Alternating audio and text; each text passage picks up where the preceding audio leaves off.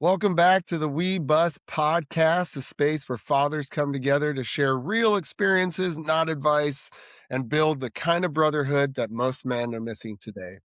Today's guest is someone who lives right in the intersection of business, leadership, and personal growth.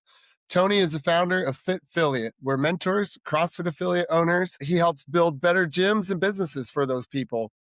But beyond that, he's also a creator of Fireside Chat, which is what we're going to talk about the most today. It's a retreat experience where men step away from the noise of daily life and reconnect with themselves and each other out in the wilderness. We're really excited because Ant will also be joining us this year at WeBUS Camp in Nampa, Idaho, where he'll be hosting one of his Fireside Chat experiences for the dads that are attending camp. So today we're going to be talking about building businesses and what that's like to have a business that actually serves people, why men need spaces to reconnect, what happens when you get men around a fire with no distractions, and why we're so excited to have him at WeBUS Camp this June. Tony, welcome to the show. Dude, happy to be here. I got to be honest, I've been introduced a handful of times and that was great. You're like the dude from Hot Ones. What's his name? Chris? I'm You're trying to, so hey, I'm good at trying to that. be the Oprah of the dad world. Let's do this. There you go.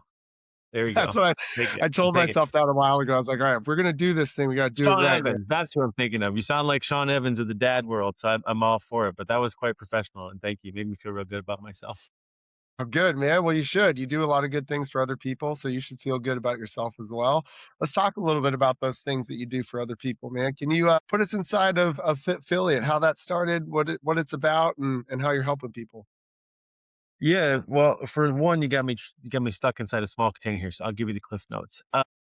Affiliate was born from a, a previous or a parent business, which was Paradigm Vision, particularly.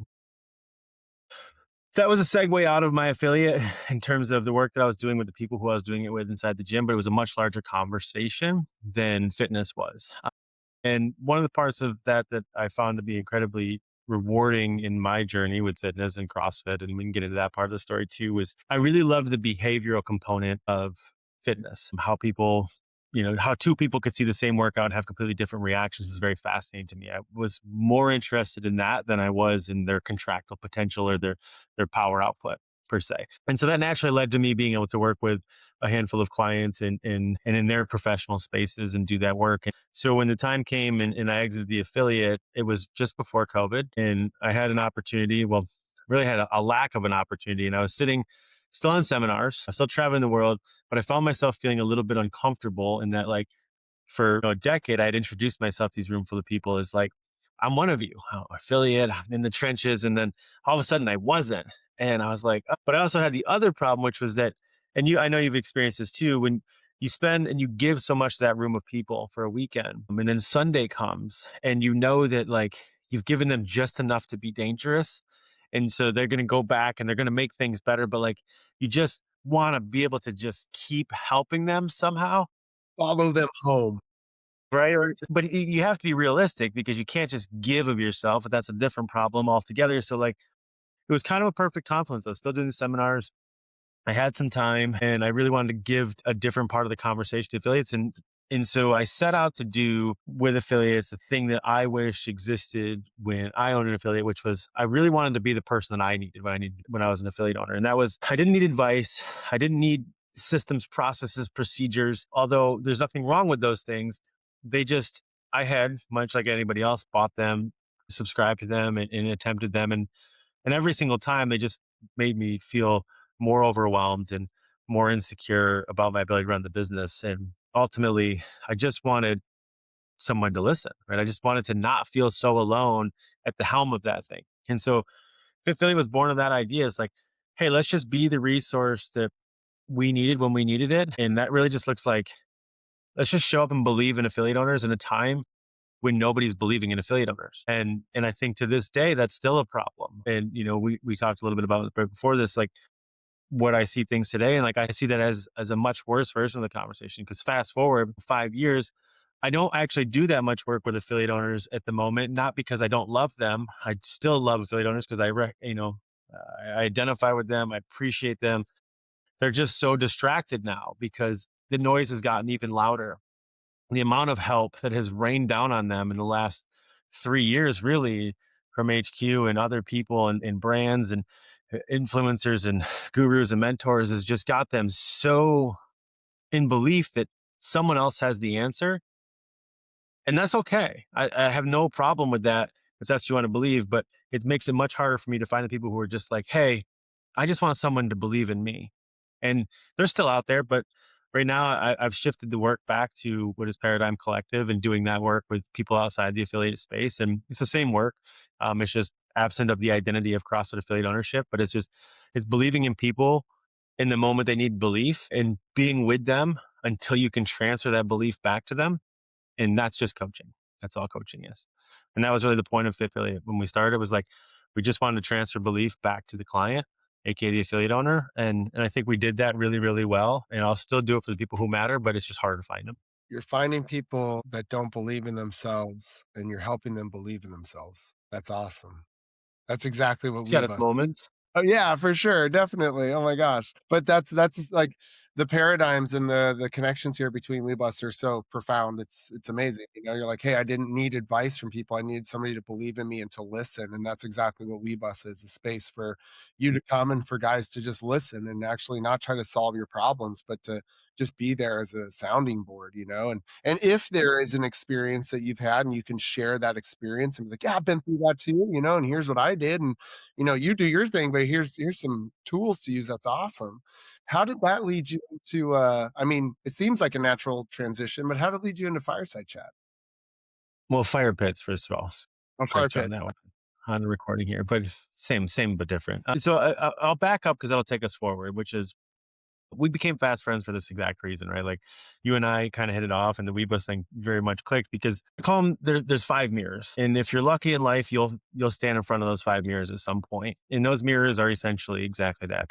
They're lenses that reflect you back to you. And what I think is important is that one of those mirrors is business, and this can also be a professional or a high performing career. They're all the same thing for the most part, but business happens to be incredibly isolating and exposing, as you know, right? So you're just like, "Whoa, my pants are off. Great, Yeah, perfect. totally. This is uncomfortable. Everything lands on my shoulders. I'm not prepared for this." But another one of those one of those mirrors that I find people a lot with is parenthood, quite a bit, and kids. And essentially, what a mirror is those moments when you think that you've got your stuff together. You're neat, you're tidy, you've got your shit together. I don't know if I can swear what I just did. And then all of a sudden you enter in a situation. This could be finding the person of your dreams. You spend this time with a significant other and you're just like, wow, she or he triggers the crap out of me. Not because they do anything wrong, but because they're uncovering something in me. And so this happens more hilariously when someone births a tiny human, right? And they're like, they've got their son. They're like, I want to punch him. He's me, and I just want to punch me so bad, right? Like you do these funny sort of allegories where it's just like, I thought I have no idea what I'm doing, right? And so, like, that's really those are the beautiful parts of life is those 5 mirrors, and so that kind of is what made us good friends, and ultimately, what birthed became fire pits was not to be insensitive or even sexist in this regard, but because I think it's on both sides. But like for dudes, it's really hard. It's really difficult because there is not only a societal expectation that like you just get your shit together, right? You just figure it out. There's also a learned or a belief that we've inherited ourselves that is that way. And so we grow up, and if you're lucky or unlucky, you've kept your childhood friends to some degree, and like you're probably still with them. But if you're even somewhat aware, you probably know that like we don't have much in common these days, right? Like our lives have gone different ways, and so what happens a lot is like you come back together because we all got kids together, so the same age, but like no one lives in the same side of the tracks anymore, probably not in the same town, whatever. And so I knew that, and some friends, I'm very grateful because in my 40s, I was able to make good friends. And what I found is that the new friends I made were much more in line with who I ultimately wanted to become and less about who I was. And I thought that was an incredibly rewarding experience. The problem with that is like, how do you share that? Right. And then there was the conversation with Mike and, on a podcast, and we were like, one of the best things ever is the night before doing something hard together, in terms of an expedition or an adventure. And then also that breakfast table the day after. Yeah. and just how cool those two gyms are. And if you've been a part of, something challenging, a summit or, a race or anything that, pushed you outside your boundaries, like that night before is palpable. And that day after is like, you're not the same person. Right. And like you're around the table and you're like, dude, we're bonded, trauma bonded or otherwise. Like you're there. And I was like, after the podcast, I was like, that's it. That's the thing. Right. Like, let's just bring that to life. And that was essentially it was like, I wanted to be able to bring together people like us who do things like this was really the tagline of it in an attempt to I've always felt like my purpose in life is to collect people. I really just enjoy interesting people and like in helping reconnect or align those people with other people. And so for me, Fire Pits was born as a way to, well, one, have people to call or text to do dumb things with me when I have bad ideas. So, like, Wes, you get these texts from me all the time, like, hey, unfortunately, Wes has always got a kid thing going on. So he's Yeah. lucky. But that's why I need a bigger network because all of you guys have things going on. And I'm the perpetually problematic friend because I don't have kids. And so, like, I'm always the one who's like, hey, you guys want to go to Mount Everest? Or they're like, hey, you want to just piss off? So it was born of that for one. Number two, selfishly, I wanted more breakfast tables and I wanted more time around the fire. But really, what I wanted to do was share cool people with cool people. And I got to see this and experience this with like my good friend who's Tosh and like what he put together with Big Fish and the veteran community. And like for him, that's all it is like, bringing cool people together and sharing with cool people. But I'm not in the veteran space. And like you've done the same exact thing with WeBUS. And I'm not in the dad space because I'm not a father, but like I exist in the other space, which is for me is great because that's my place. And so like I think it's super cool that I have a person who does these things in all these little niches. And but I think this exists on the female side too, and we've seen this. And so we've been able to bring in some women into firesides or into fire pits, and like that's been really rewarding for them too. And so like I don't think it's a male exclusive thing, but the point of it to answer the question was I wanted a chance to bring together cool people to do cool things in cool places, first and foremost. Number two, I wanted those people to experience three things: profound doubt, discomfort, and pride. And I think we've been able to curate that in every single fire event that we've had in terms of fun fact, no one once you're invited to fire pits, you don't know what the event is until you get there, until Friday night. It gets revealed to you. At that point, it's the last thing before you go to bed that you learn about. So you go through dinner and you go through connection, you go through all these different things, and then you find out at the very moment before you go to bed, oh, by the way, you're going to wake up, you're going to do this thing. It's going to be this. See you in the morning, which results in some good or bad sleep for sure. But, It's a little so, anxiety.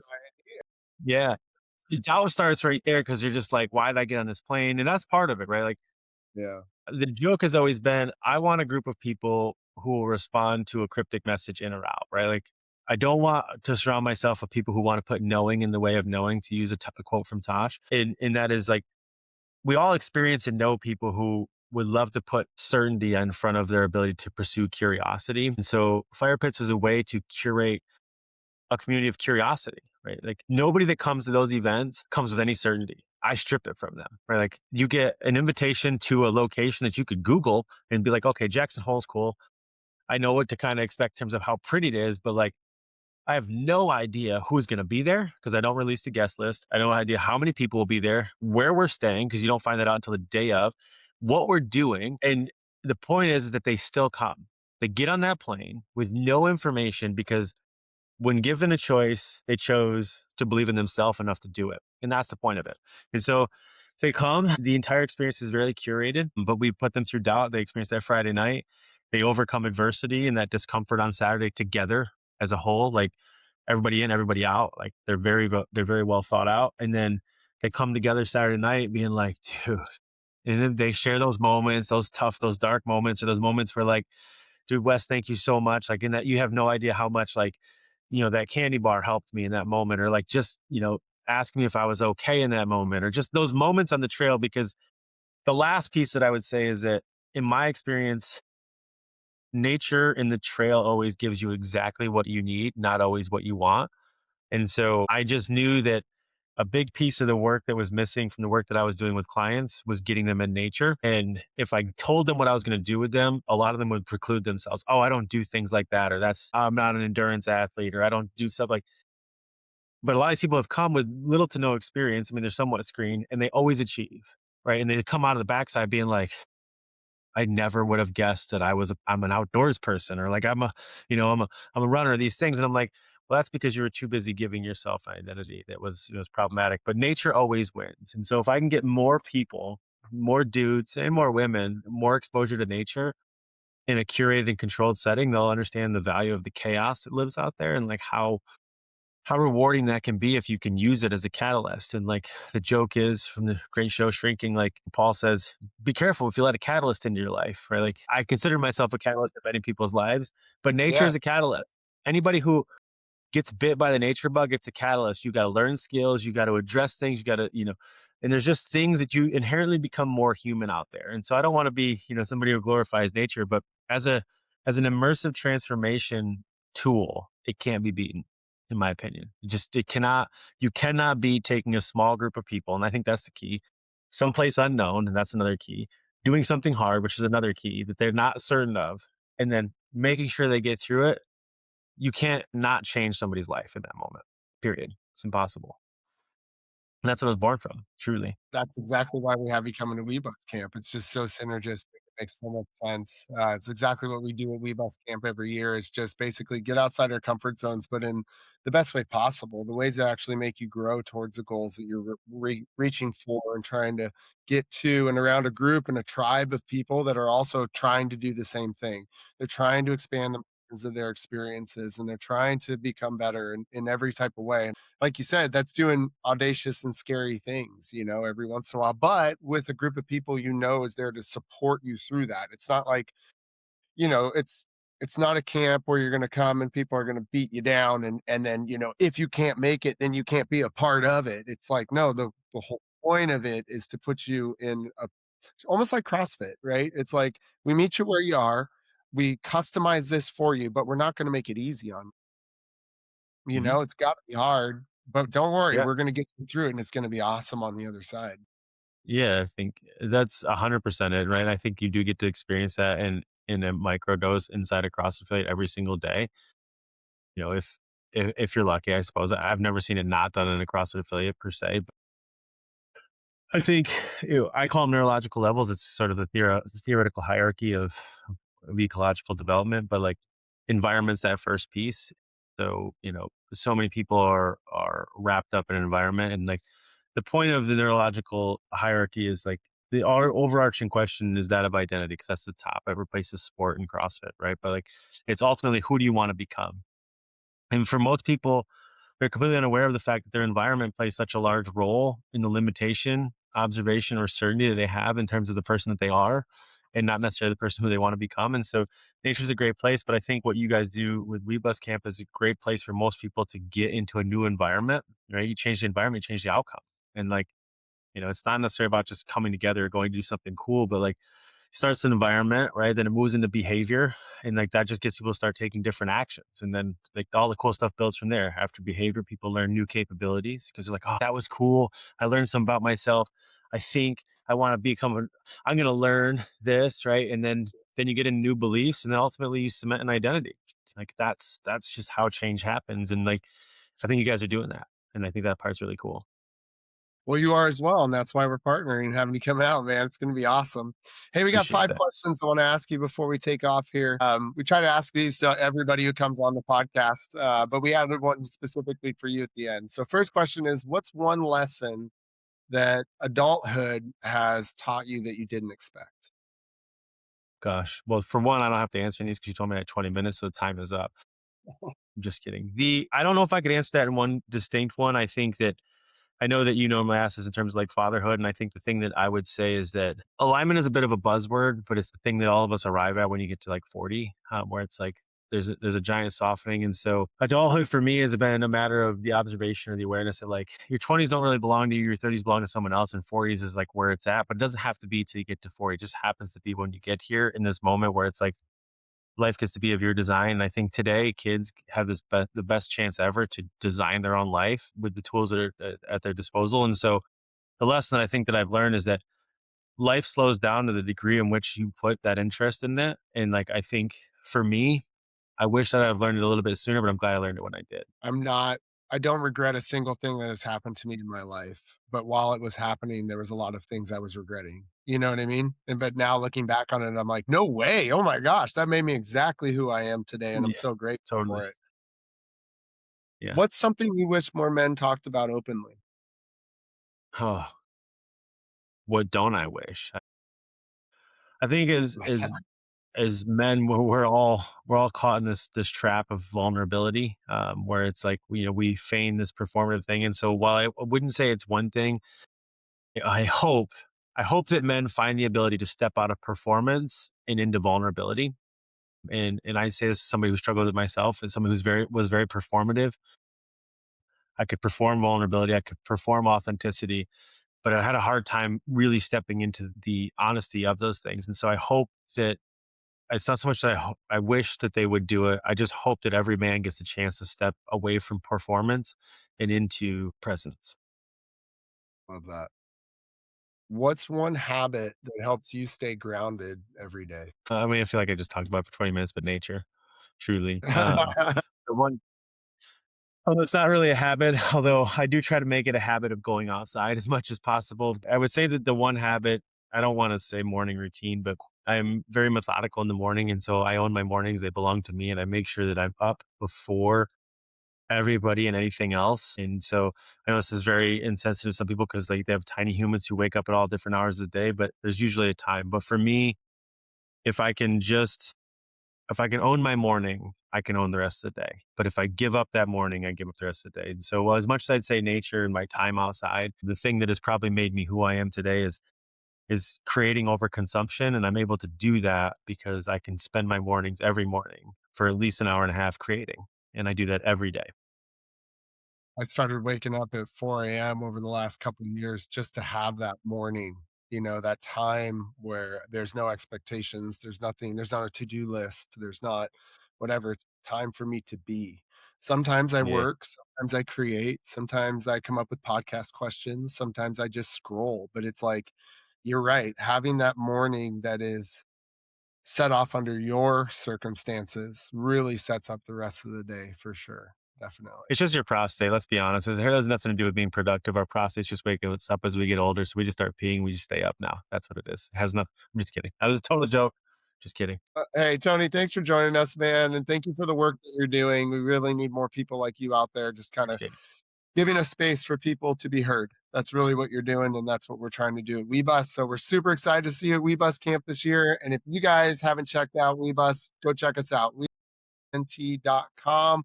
If you want to join, you can join there. If you want to check out WeBUS Camp, there's some options to check that out there. Tony, where can people find you? You can find me on both websites, Fitfiliate.com and paradigm-vision.com. It's probably the easiest way. There's plenty of ways. Blogs are there. You can get in touch there. Emails are there. I don't spend much time on social media because I try to spend more time out there, but find me there and just shoot me an email. I'll always reply. Awesome. Thanks for joining us, Tony. And we'll see you guys on the next one. Thanks, guys.